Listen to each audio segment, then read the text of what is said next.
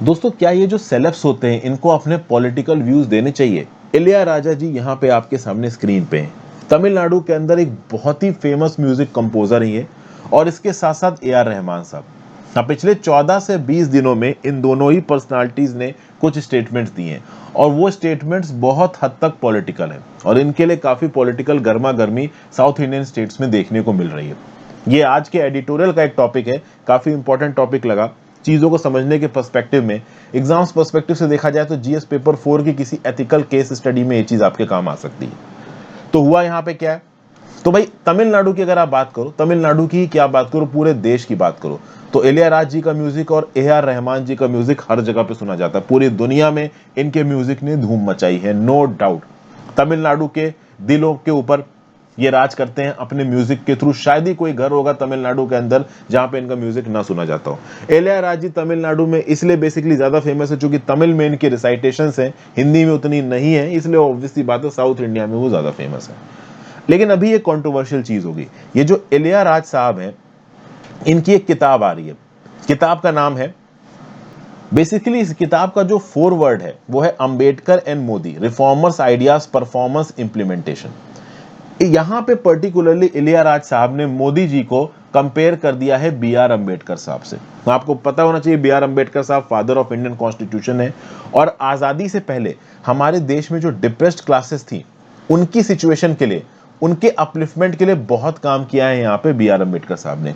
तो मोदी जी को यहाँ पे बी आर अंबेडकर साहब के साथ कंपेयर किया है इसेक नैनी, मतलब जो सेंट ऑफ म्यूजिक है, इलैयाराजा साहब ने।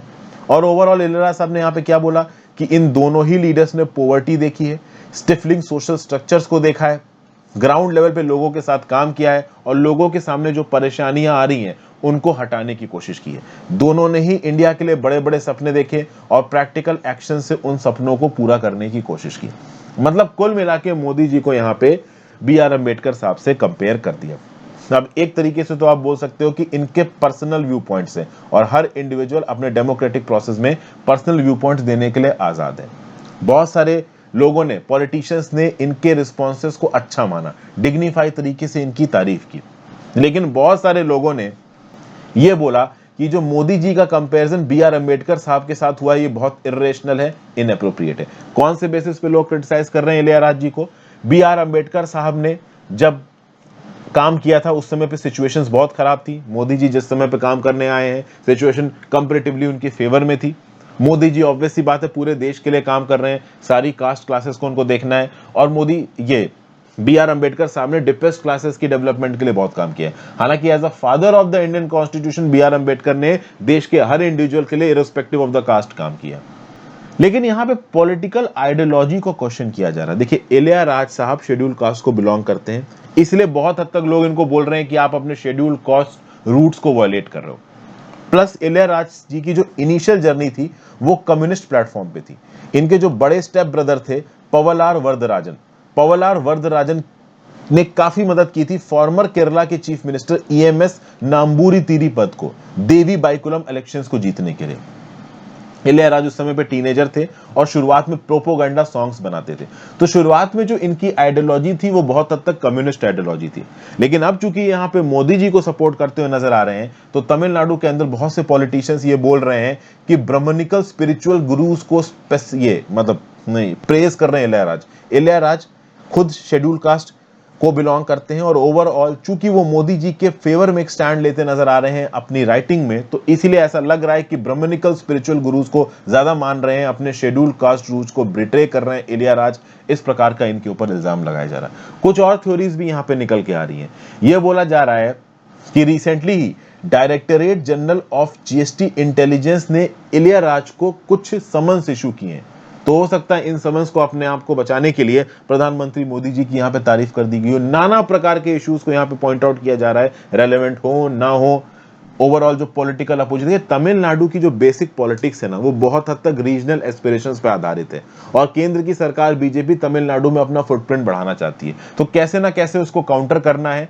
तो किसी ने भी अगर बुराई कर दी, मतलब तारीफ कर दी मोदी जी की, तो उसके पीछे ही पड़ जाना है। हालांकि बीजेपी पार्टी के लीडर्स भी यहाँ पे सपोर्ट में आए। इलैयाराजा के टॉप बीजेपी लीडर्स जैसे कि जेपी नड्डा जी, फिर स्टेट प्रेसिडेंट के अन्नामलाई, इन्होंने भी बोला है कि नहीं भाई, इलैयाराजा जी ने बहुत कुछ किया है, यहाँ पे ओवरऑल अपना व्यू पॉइंट दे रहे हैं, ये व्यू पॉइंट सही है, हर कोई दे सकता है। बीजेपी के बारे में बोला जाता है कि पहले रजनीकांत जी के थ्रू और फिर इलैयाराजा के थ्रू ये तमिलनाडु में अपना फुटप्रिंट बढ़ाने की कोशिश कर रहे हैं। जो अलग अलग पॉलिटिकल पार्टीज हैं वो अलग अलग प्रकार से किसी एक पॉलिटिकल न्यूज को डिस्प्ले करने की कोशिश करते हैं, पोर्ट्रे करने की कोशिश करते हैं। और इलैयाराजा जी के साथ ही अगर लगभग अभी से 14 दिन पहले की बात करें, 9 अप्रैल 2022 की बात है, तो ए.आर. रहमान साहब ने भी अपना एक पॉलिटिकल व्यू दिया था। हालांकि कोई ओपन कमेंट्री या रिटन स्टेटमेंट नहीं दिया था ए.आर. रहमान जी ने। उन्होंने ट्विटर पे एक फोटो ट्वीट की थी तमिल गॉडेस की, और ये फोटो ट्वीट हुई थी जब अमित शाह जी ने बोला था कि हिंदी को as a link language use करना चाहिए, हमें इंग्लिश को नहीं as a link language use करना चाहिए। तो इस बात के अगेंस्ट में ए.आर. रहमान साहब ने इस फोटो को ट्वीट कर दिया।